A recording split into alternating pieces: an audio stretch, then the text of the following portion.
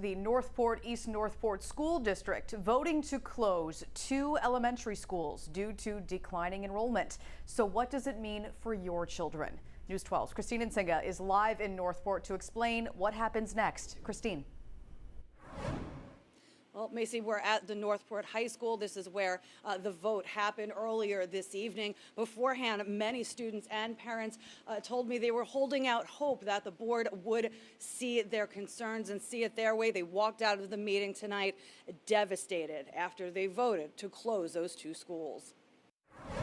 The Northport-East Northport Board of Education tonight voting to close the Bellerose and Dickinson elementary schools effective August 31st. The move coming after months of discussion and plenty of pushback from the community. Pause!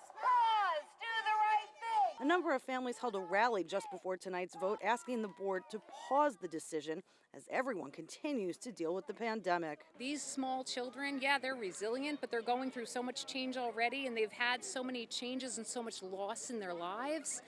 Now they're having more changes, more uprooting. We're just asking for 1 year. We're not saying, let's, keep the schools open indefinitely. We know that we have to be fiscally responsible. What is that doing to you?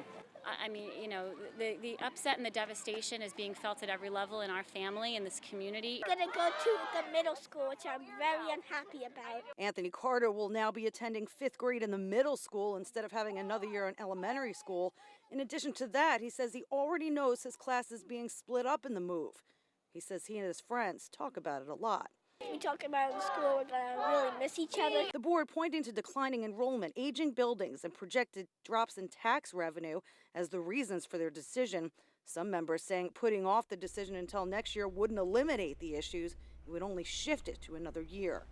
Well, you hear from those poor little kids, Christine, who are going to miss their friends. But obviously with COVID, these parents couldn't pack the meeting in person. So how did they hear about the decision tonight?